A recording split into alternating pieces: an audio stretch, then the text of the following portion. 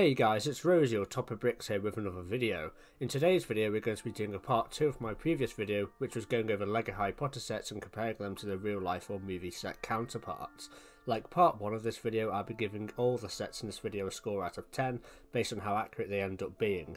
So without further ado, let's jump on into this video. So for this first set in this video, we're going to be taking a look at set number 75946, Harry Potter Hungarian Horntail Trio as a Challenge. Now this set, in my opinion, is a massive downgrade compared to the first version of this set released back in 2005 for a multitude of different reasons. I covered this in a video I did recently where I compared the new LEGO Harry Potter sets versus the old versions. I'll leave a link to that video down in the description below. But here I'm going to just laser focus on this set and its many accuracies and also inaccuracies. So what this set gets right, in my opinion, is the minifigures. They all look fantastic and exactly how they looked in the Goblet of Fire film. However, that's really where the accuracy ends. See, when you look at the actual builds in the set, being just the tent and the dragon, neither of these things are an accurate interpretation of what we saw on screen. The tent is far too small and bland, and the dragon hits well below the mark. The head to me looks like an eagle. It's way too smooth looking and doesn't have the jagged look which the in-universe dragon has, or even the 2005 LEGO version has. And its tail build is way too simplistic, and overall, this isn't just worse than the 2005 LEGO Hungarian Horntail dragon, it's one of the worst dragons that LEGO has ever built, in my opinion. That's why I'm going to give this set a 2 out of 10 for accuracy. Next up on our list of LEGO Harry Potter sets, we have set number 75947, Hagrid's Hut Buckbeak's Rescue.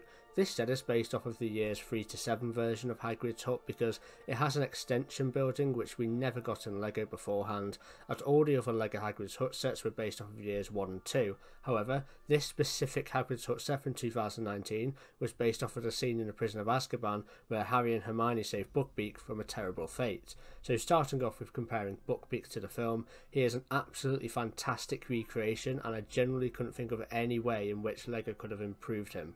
So for Buckbeak alone, it's a 10 out of 10. For the hut itself, I also think it's a fantastic recreation with the grey and dark tan bricks making up the walls and also the ivy dotted about on the roof section. It's all just fantastic attention to detail. Also, the interior is all nice and crammed as it should be. I also love the pumpkin patch which gives the set so much more life and it really adds to the feel of the terrain without the need to put this set on any sort of base plate or anything. So I'll give this set an overall 9 out of 10 for accuracy. Next up we have the LEGO Night Bus. So there's 3 versions of this set, all of which I have reviewed in one big comparison video. Link for that will be down below of course, but here I'm only going to be comparing the 2019 Night Bus to the in-universe version, not the 2004-2011 versions. So immediately off the bat I just want to point out how this is probably the most accurate LEGO Night Bus set ever made.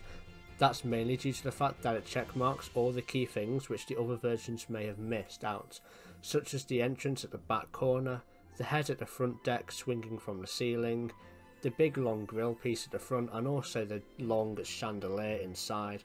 What this set doesn't get right though, however, is the shape of the windows. In this set they are longer than they are wider, but in the real bus they are the other way around. The Night Bus is based off of the AEC Regent 3 bus which was in service in London from 1952 to 1977, and as you can see the windows are far wider than they are in height, and they have also slats at the top in order to open the windows because obviously these old buses never had air conditioning, which the 2004 version of the Night Bus actually integrated. They couldn't open, but you know, the mould was there. Another error I feel the LEGO version of the Night Bus missed off was the engine cover piece. I didn't expect a proper workable engine cover which you could open, but I'd hope at least that they'd model a shape into this build like they did in the 2004 version, and that was 17 years ago at this point, so taking everything into consideration I'll still give this set an 8 out of 10 for accuracy, as it's still a very precise representation of the Harry Potter Night Bus, it's just not perfect. And finally, for the last set of this 2-part video, we have set number 75955, the Hogwarts Express.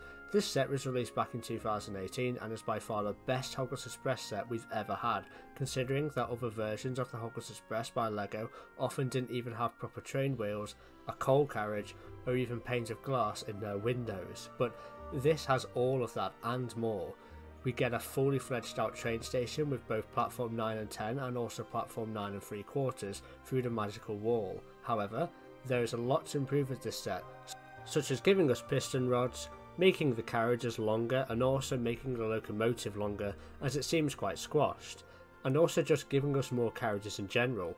I realise this set is targeted at a certain audience and it has to be at a lowish piece count, and really what I actually want is a proper UCS style Hogwarts Express. But even if I be realistic and take that out of consideration, LEGO could have still made simple changes to this all ages cheap version of the Hogwarts Express to improve the set's accuracy, such as getting the colour right.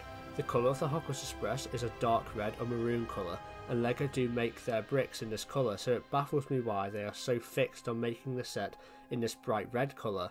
It just feels nonsensical to me, and it's such an easy fix. So unfortunately, even though this is the best LEGO Hogwarts Express set ever made, I'm going to have to give it just a 6 out of 10 for accuracy. So that about wraps up this 2-part video of LEGO Harry Potter sets versus the films. I hope you enjoyed it. If you want to hear more of my thoughts on the current state of LEGO trains, out of context with Harry Potter, I'll leave a link to one of my earlier YouTube videos I made down below in the description if you're interested. And while you're down there, don't forget to like this video and subscribe to see some more LEGO Harry Potter content from me. I've been Rosie, or Top It Bricks. See you next time.